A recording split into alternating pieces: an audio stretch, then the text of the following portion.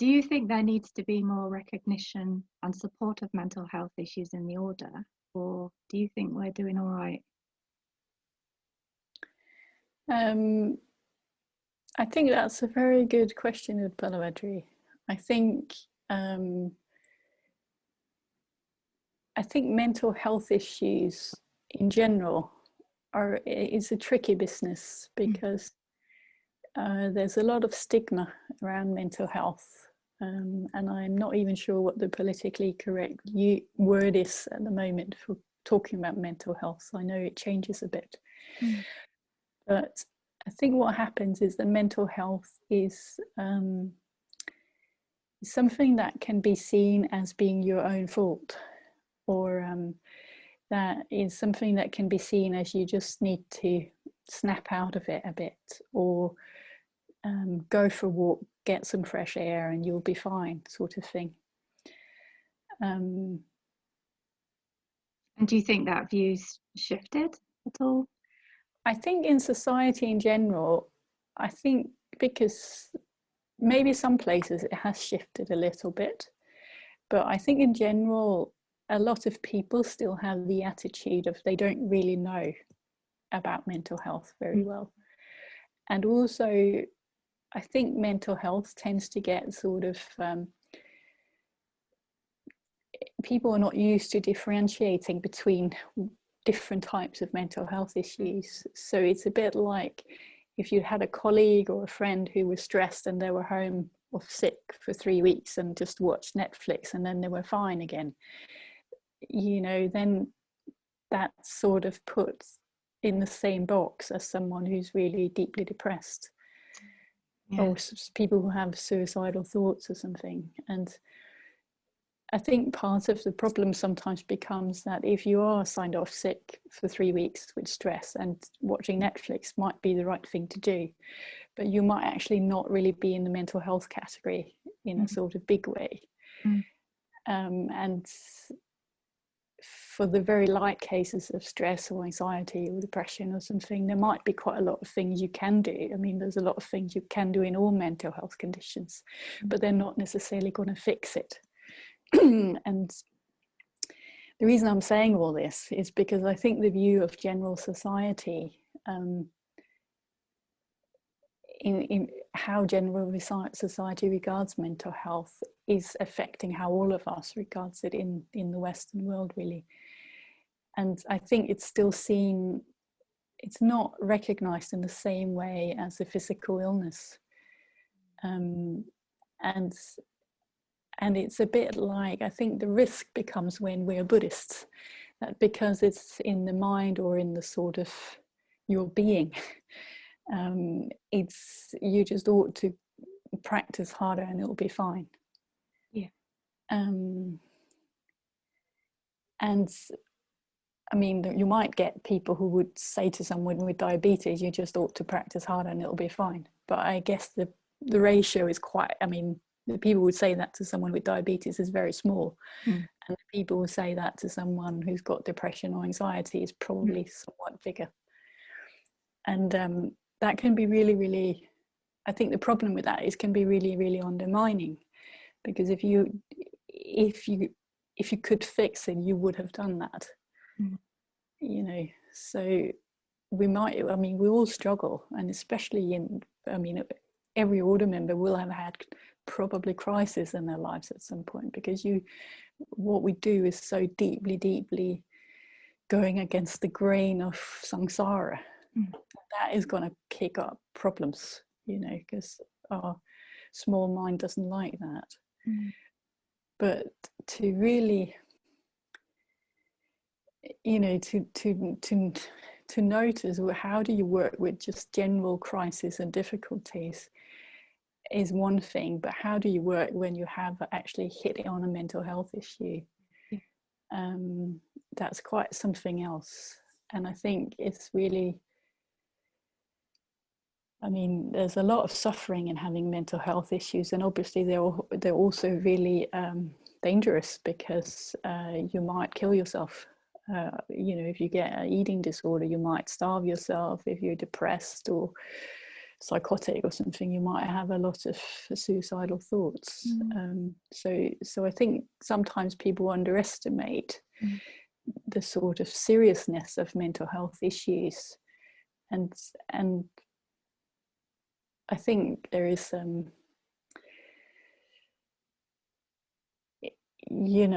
learning to regard mental health as something that isn't just something you just fix by going for a walk. I think we're still learning about that in the order, to be honest.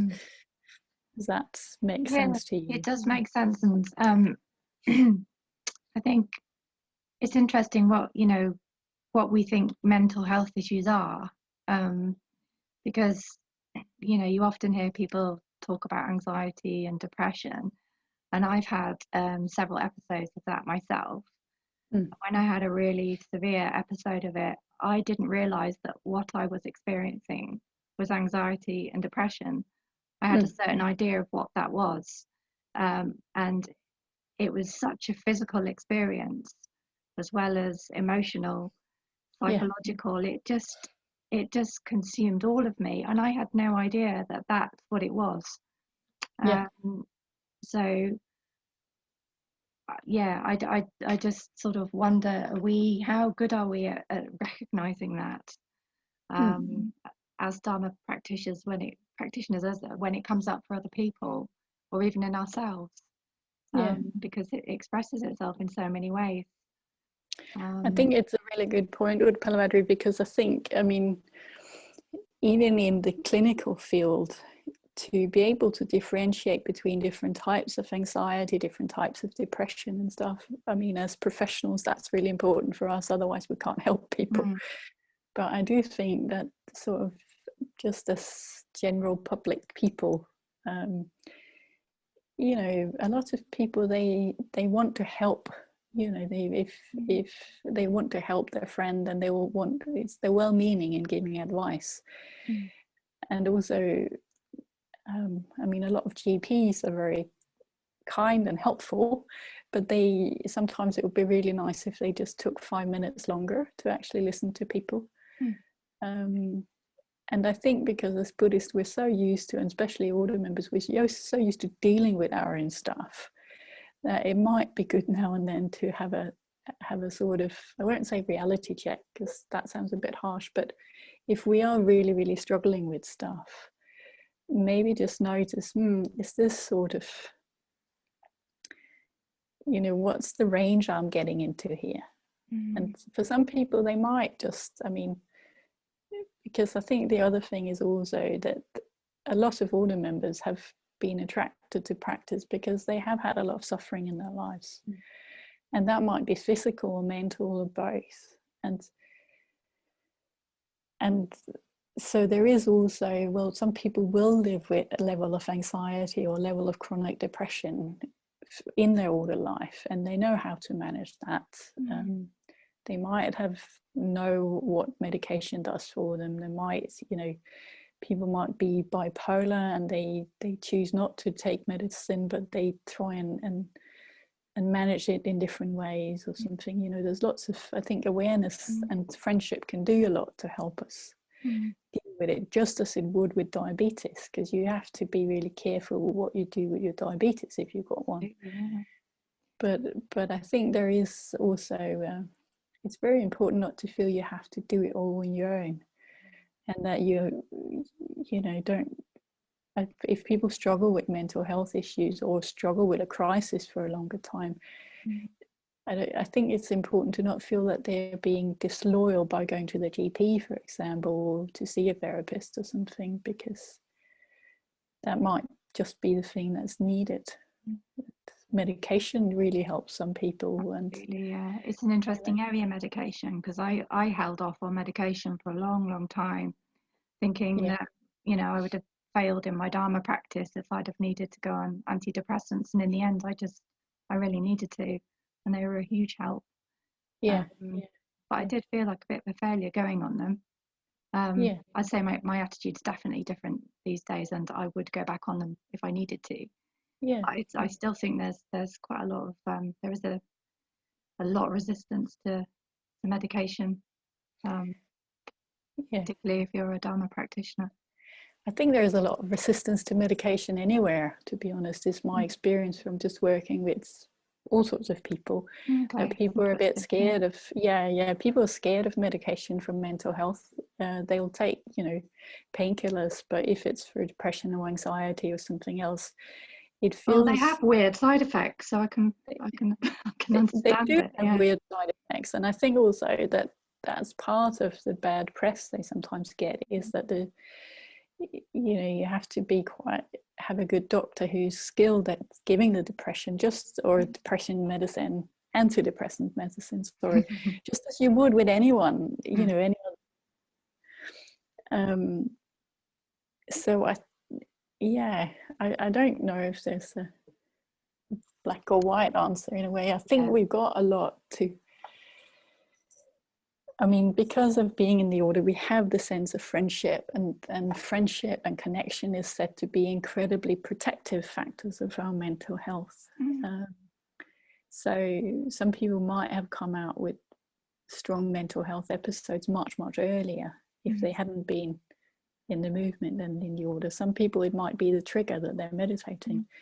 And some people, you have to, with certain people, you have to be really careful when you lead meditation retreats, because it might trigger a psychotic episode or something. And that's just really helpful to know as a meditation teacher. Or if you're working with people with trauma, you have to, it's the worst thing you can do is to force them in a way. You have to be a bit skilled in knowing what to do. And I do think there's a big recognition about that also among, when we lead meditation retreats and stuff, more and more people are aware they can't just tell you to just count your breath and get on with it. Do you think there's more awareness amongst meditation and Dharma teachers? Yeah, definitely. I feel when I've been discussing with fellow meditation teachers, some of my friends who also lead retreats, they seem very aware of this stuff.